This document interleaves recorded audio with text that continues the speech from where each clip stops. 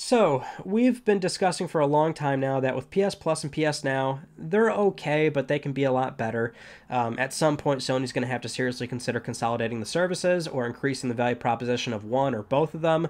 They have to do something, and it looks like recently there was a rumor published by Bloomberg that paints a picture of what that future might actually end up looking like.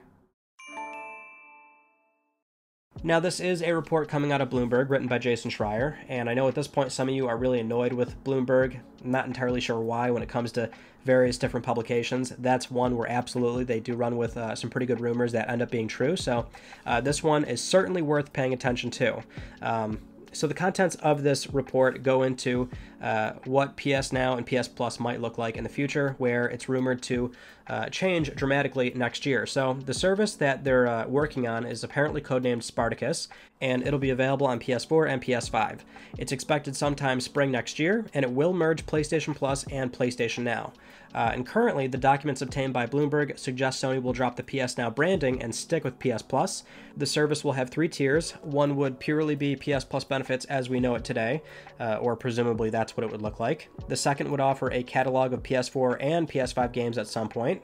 And the third would offer extended demos, game streaming, and a library of classic PS1, PS2, PS3, and PSP games. Also, Jason Schreier reaffirms on Twitter it will not offer day-and-date first-party games, which I have absolutely tried to warn everybody about this over and over and over again. The company's been very forward about this. They're not going to do day-and-date releases. It's not their model.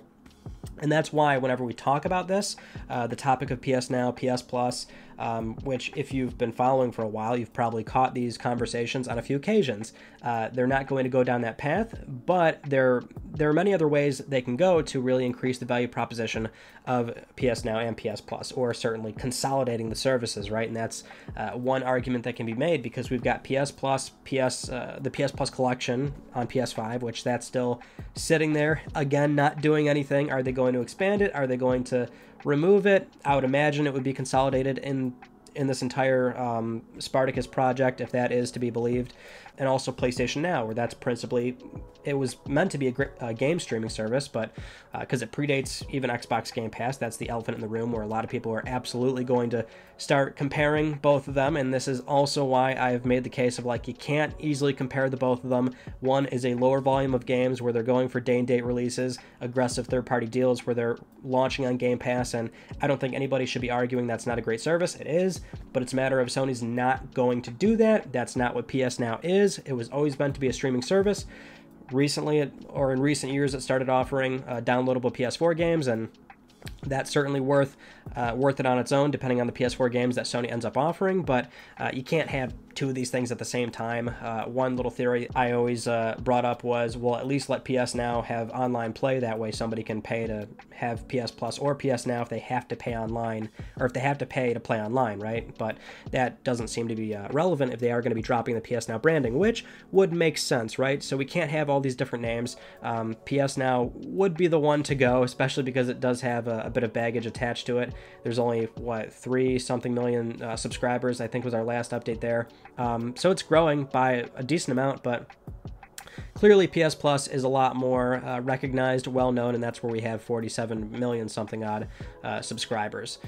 So in theory, this is definitely the right direction to go, especially because you do have tiers there, right? So you don't have to buy the top tier service with those classic games, which let's maybe talk about that right now, because that's going to be the hot topic for many people. And this is exactly, I mean, pretty much word for word what I said in our PS Now versus Game Pass video. That was sometime 4 or 5 months ago. It was something I brought up towards the end about how can PS Now really improve, right? And it's about those classic legacy games. Why hasn't Sony done this? It has always been a very polarizing decision, I've felt that it's a polarizing decision, that there are hundreds of PS1, 2, and even PSP classics that are in Sony's back catalog. They're already on the PS3's PlayStation Store, right? They're there.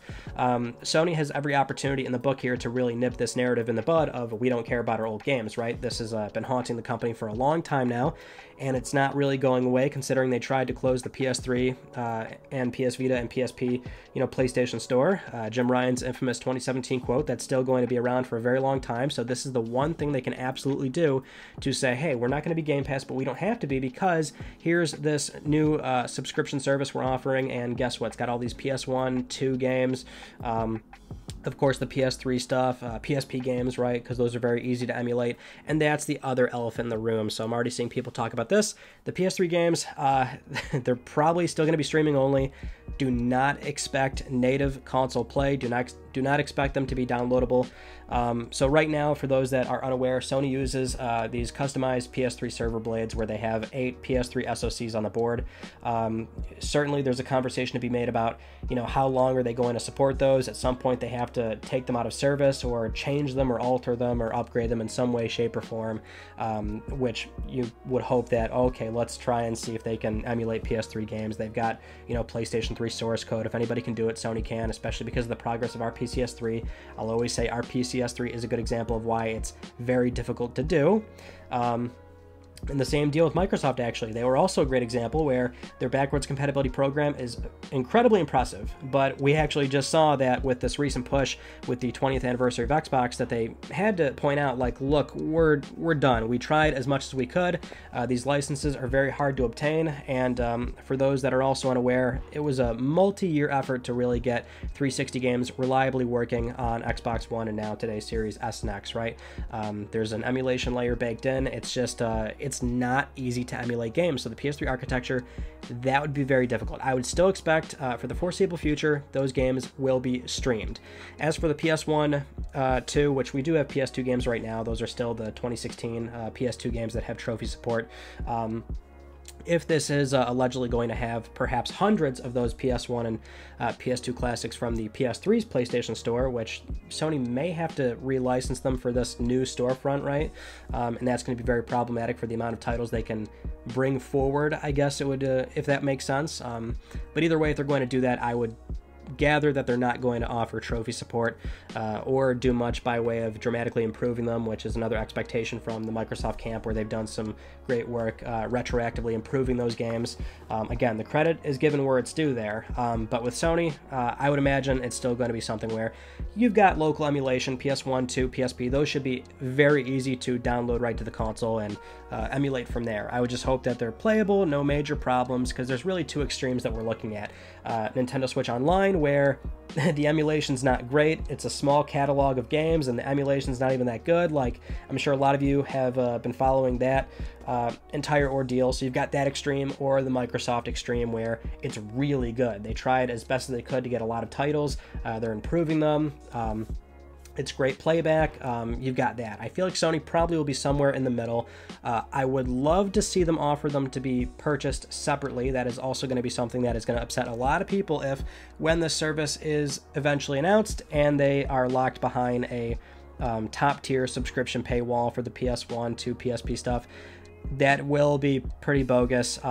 I would like to think that they'll offer them separately to just buy outright. $6, $10, the same pricing model that was available on PS3. Maybe they'll increase in price to accommodate for whatever running costs they have going into this new service. But I would like to see them do that. I don't know. Country availability is also a big problem here for PS Now, as an example, right, where it's principally streaming. That's still not available in many countries, right, like Australia. And so what's that going to look like for Australia, where this eventually launches? Or, I mean, do you not have that third tier there, or it is there and you say, hey, you still can't stream PS3 stuff, right? It's just, there's a lot of unknowns with this report, clearly, because it's a rumor and it's not official, but there's a lot of ways it can go. It's just that, at the very least, this is beat for beat kind of what I was getting at when it comes to what is Sony going to do with PS Now and PS Plus. It's not going to be Game Pass. I'm not even going to argue or make the case that it's some sort of proper response, but this could be the ultimate PlayStation subscription service for either a casual fan that just wants to buy the lower tier and start playing online games and get, free stuff every so often, or having the back catalog of PlayStation games, dating back to PS1. I mean, Sony can absolutely celebrate PlayStation history in a great way offer, you know, streaming capabilities outside of PlayStation platforms. We all know that's kind of where a lot of ways this can go. Also the idea that maybe they won't do day and date first party single player games, but maybe multiplayer games, because we know Sony's going to be doing a lot of multiplayer stuff coming up for PS5. Maybe those games can launch in sort of a soft or light form on this higher tier, right? There's so much opportunity here, and it's exciting. I'm glad they're finally getting to it, and we might see what that looks like come spring next year. Thank you so much for joining me in this conversation. I hope you enjoyed it. If you have not yet, please subscribe for the best PlayStation news, reviews, and updates that are here on YouTube. You can also follow me on Twitter at Mystic Ryan, and that is it. I will see you all in my next video. You take it easy.